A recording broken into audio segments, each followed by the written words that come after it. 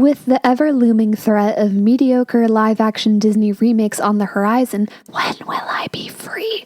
Let's talk about some of the classic animated features that inspired these lifeless husks of corporate cash grabbing.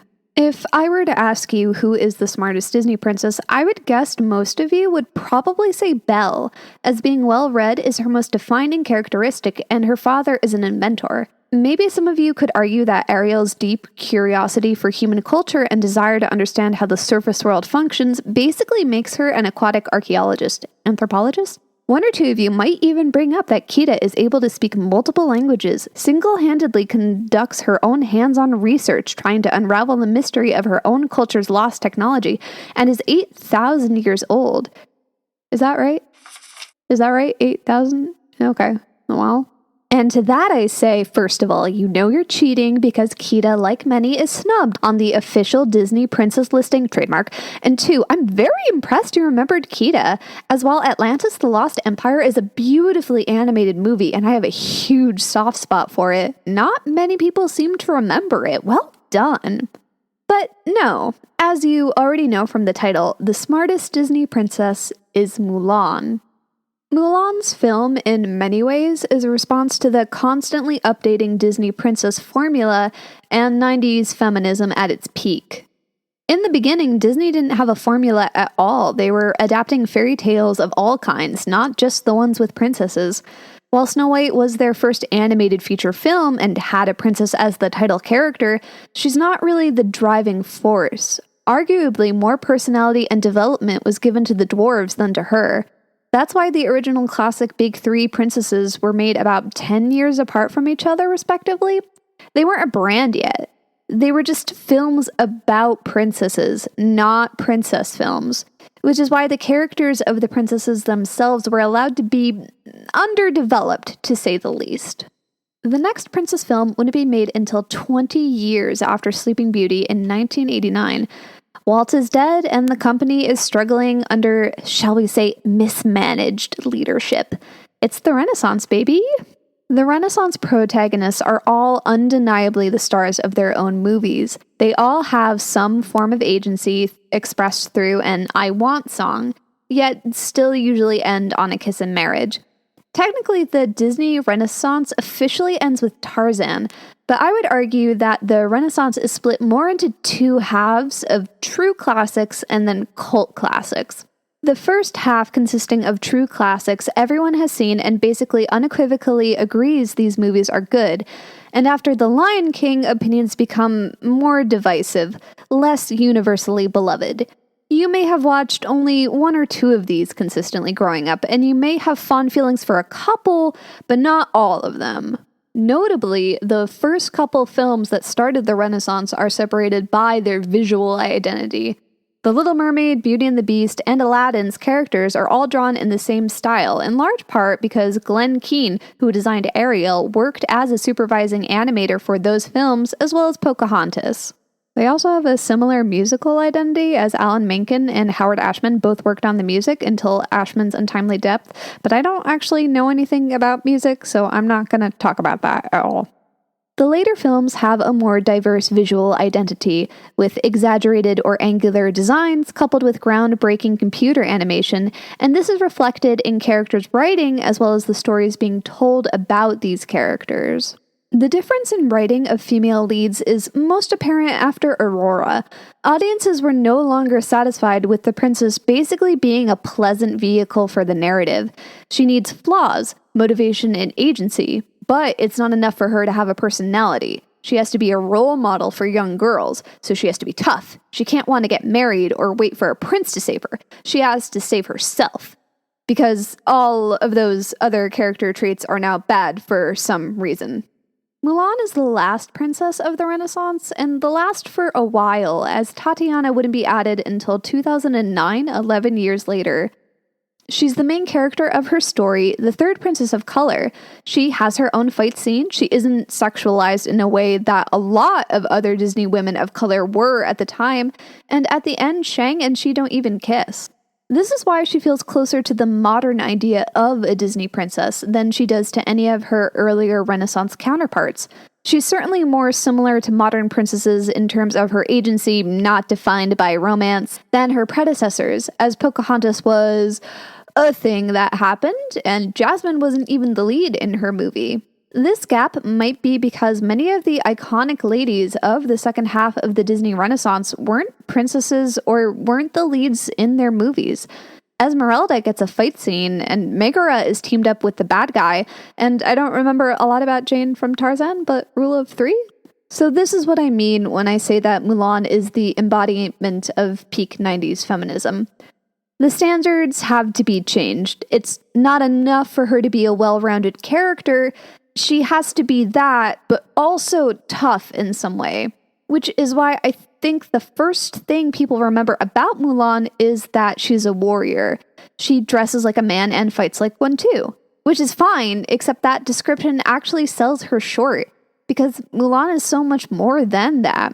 And I'm not even talking about her other overlooked attributes like bravery, selflessness, the internalized crippling self-doubt about her ability to become a person of value to a society that is constantly belittling her for not being feminine enough.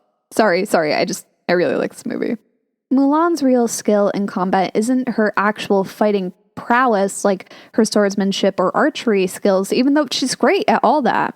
Her real strength is being a brilliant military tactician. In every perilous situation, she is consistently shown to quickly assess the situation, formulate a plan of attack, and then execute it, and is flexible enough to make on-the-fly changes to the plan when met with unforeseen obstacles. Her problem-solving ability is a major part of her character, and I think only remembering Mulan as the Disney princess with a sword undervalues and simplifies her depth of character. Mulan's expert level of lateral thinking and approach to problem-solving is baked into her character and is conveyed through visual storytelling from start to finish. So I invite you to join me as we go scene by scene and dissect Mulan's character. The first thing we see Mulan doing in the film is multitasking. She's eating breakfast while cramming in some last-minute studying for her date with the matchmaker, and cheating by writing some notes on her arm. But hold on, you say. If Mulan is so smart, why does she need to cheat? If she needs to cheat, wouldn't that mean she's not smart at all? Well, to talk about that, we have to first define what intelligence is. Most people's concept of intelligence is ironically very narrow, because it's not just your IQ or how well you test. There are multiple ways to quantify intelligence because there are multiple kinds of intelligences. It's somewhat unfortunate that information retention, which is how most school tests are graded, is the most common conception of intelligence. It's certainly the easiest one to measure because you're either right or you're wrong, and there is no in-between, but it doesn't actually test your understanding, just your memorization skills. It is the easiest one to quantify, hence its perceived value, while other forms of intelligence tend to be undervalued because we still don't understand them as well and they're not as easy to test for. Basically, it goes back to that old adage, if you judge a fish by its ability to climb a tree, it will live its whole life believing that it is stupid. For instance, you could be book smart, meaning you've read a lot and gained a lot of information through reading. Or you could be street smart, or you have more practical knowledge, situational awareness, and common sense. Or you could have high emotional intelligence, meaning you have a high capacity and control over your own emotions and understand intuitively how others are feeling and how to manage those relationships. Incidentally, women are more likely to have high emotional intelligence, and it's one of those things that we value so little, we don't even talk about it. Look up emotional labor sometime. So to clarify, Mulan is not book smart or great at information retention. She's also not great at time management or planning in the long term either, judging by how often she's late or slept in this movie. Despite that, she is incredibly quick on her feet and skilled at lateral thinking. Lateral thinking is approaching or solving a problem by coming up with a creative solution by viewing the problem in an unconventional way or ignoring any perceived rules that might be in place. Lateral thinking is most often used in puzzle solving or sometimes riddles. There is a clear and simple answer, but part of the information needed to solve it is missing. Until you arrive at the missing information, you won't be able to solve the puzzle. Usually a person's assumption about a given situation hold them back from being able to solve the puzzle because they aren't able to consider all possible answers when bound by them. Mulan isn't confined by those invisible restraints on her problems. Mulan could solve her problems just by studying harder or getting up earlier, but she doesn't want to. She's working smarter, not harder. It doesn't always go to her advantage, but she's definitely having more fun this way. She's worried about failing? Just cheat. Write it down. Create a safety net. Doesn't have time to do her chores? She invents something to have her dog do it. Sure, the method is simple, literally just a bone, a string, and a stick, but it works. And it's just as effective as that weird auto wood-cutting robot from Beauty and the Beast, but no one goes around calling Mulan an inventor, but I'm not bitter. Regardless. When faced with a problem, she's able to come up with a unique solution quickly and then execute it. This is established in under the first 5 minutes and is the thesis of her character and the film. If it works in her favor, Mulan is completely willing to cheat the system at hand. After her introduction, the matchmaker song happens and we get a ton more about Mulan's character. 2 older men are playing Shang-Chi, an old version of Chinese chess, which I distinctly remember someone explaining the exact moveset online a few years ago, but now I cannot find for the life of me. If one of you knows what I'm talking about, please leave a comment so I can credit this person. But even though I don't know the exact mechanics of the gameplay, the visual storytelling is enough to clearly infer what is happening. This man on the left is completely smug with victory, and his opponent appears exhausted and has completely given up on fighting back. Mulan, walking past, sees the left man's move, pauses for a second, and then in one move has apparently completely changed the playing field, perhaps even winning the game. Again, I don't actually know the specifics. If one of you finds it, please let me know. This is the first real example of Mulan's skill in military tactics. At the core, chess and war are both strategy games. While sheer numbers can overwhelm an opponent, a good strategy can compensate for a lack of numbers. You don't need to overpower your enemy to win, you just need to outsmart them. Mulan assesses the situation from a different perspective, and in one move completely changes the playing field. Strap in, guys, because this type of problem solving is going to come up a lot in this video. The next few minutes show more about Mulan's character and situation. Her beliefs in justice as she gives a girl her toy back from some boys who were teasing her. Actually, her willingness to intervene in situations that aren't really her business is more prevalent than I originally thought, as she did with the chessmen earlier and will do again later. Mulan is basically incapable of minding her own business, even when it would be in her benefit to do so. Mulan does her best, but the matchmaking doesn't go so well, and she goes home a failure. We get her I Want song about wanting to be accepted for who she is and not to have to pretend to be something she's not to earn her familial love. Yeah, this movie definitely has some legit queer resonance, but she can't be upset about that for too long because the stakes have suddenly become much higher. Her dad, who walks with a cane, presumably from being injured in battle, though we don't know for certain, is about to be conscripted into the war. She tries to stop him multiple times because he's already served, he's injured, and if he goes to war, he'll die for sure. During a very tense dinner, she explodes because no one is talking about that. If he goes, he'll die.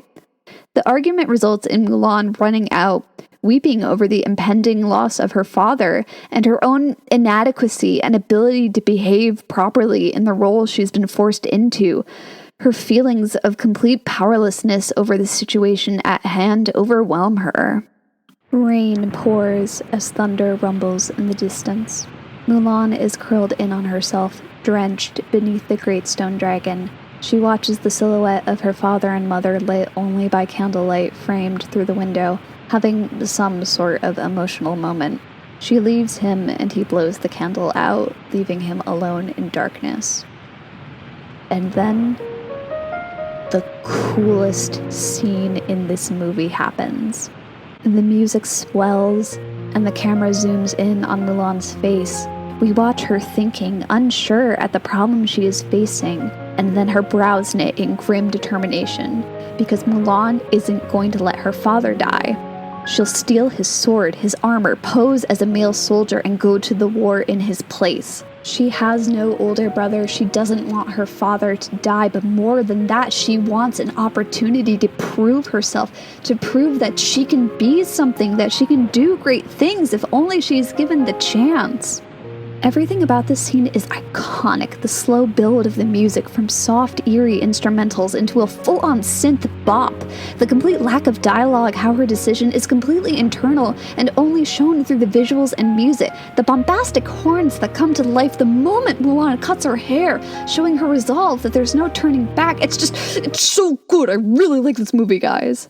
I love how we see her planning and the steps that she takes to set out on her journey, and that it builds with the music, lighting the incense, praying for her ancestors' blessing for this decision, in the place where she just had her lowest moment, replacing the conscription papers with her hairpin, using the sword to cut her hair and then putting on the armor. We see her hesitation, her conviction, and her planning, all without dialogue. It's great! After that amazing scene, shenanigans happen. We spend a good 10 minutes introducing Mushu and the squad and setting up Mulan's rocky relationship with the rest of the army. It isn't until she's successfully infiltrated the army that she's faced with her first real challenging puzzle. As part of their training, Shang shoots an arrow at the top of an immense post and they must retrieve the arrow. A daunting task in and of itself, but the catch is they have to do it while wearing weights. Everyone approaches the task head-on and inevitably fails. It's supposed to be like a metaphor about discipline and strength, like if they work and train really hard, they'll have cultivated the tools to reach their goal. Like, Shang is making them all confront their inadequacy at the beginning so he can evaluate them and train them into an army worthy of respect, while at the same time being on the lookout to weed out any possible liabilities in the lineup. They have a training montage, make a man out of you happens, it's great.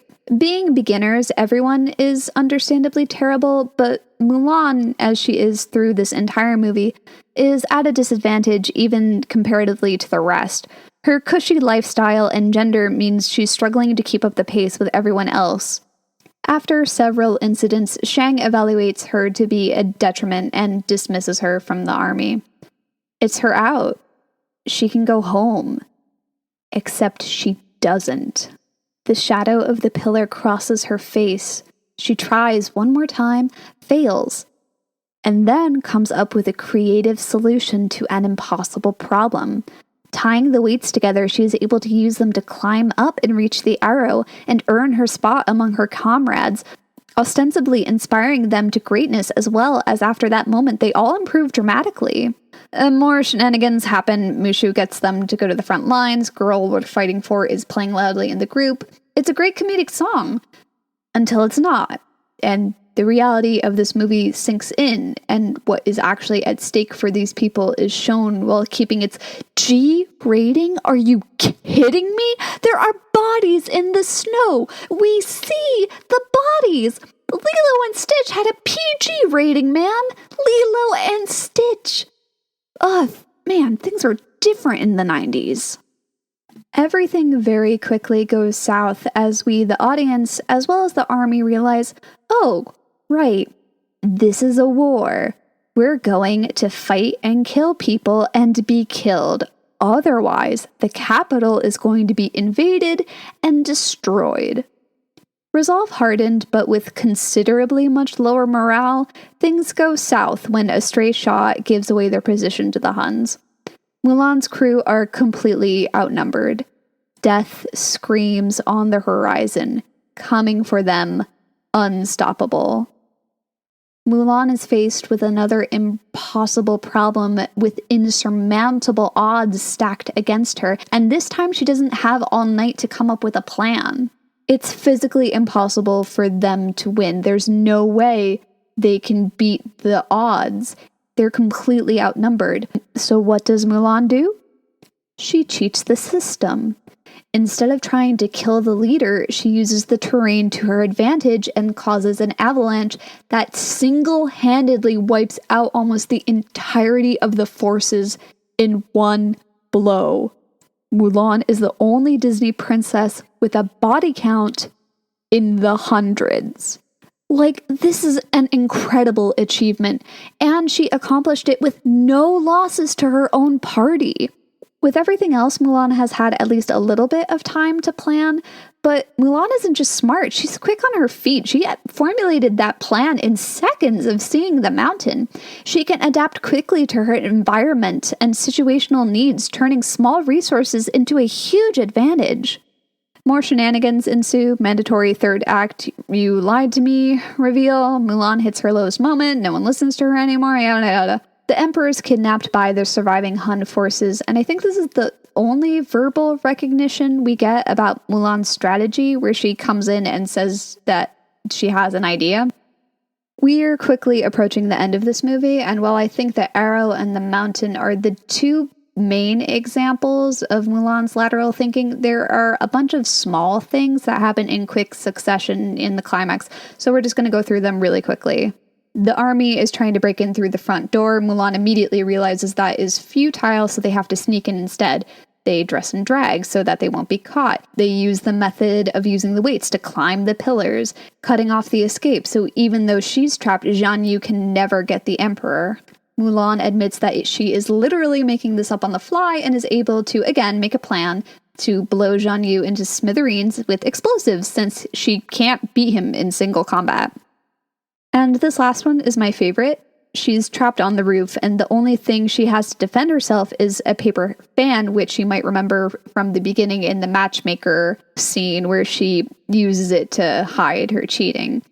Zhan Yu closes in and berates her. He says, "It looks like you're out of ideas," and he strikes a killing thrust. Except Mulan uses the fan to twist the sword out of his hand. Not quite. Just, I love her. No matter the obstacle Mulan faces, she is able to use her quick wit to come up with a brilliant plan to overcome it. I get why people admire her battle prowess, but I hope you can admire her mind now too. Thanks for watching, y'all. I've had this one planned from the beginning.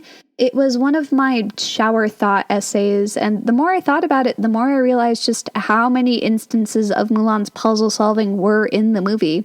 Like, it was clearly planned by the writers. It's a shame it's overshadowed by the actual combat. I think it's mostly because it's conveyed through visual storytelling and action.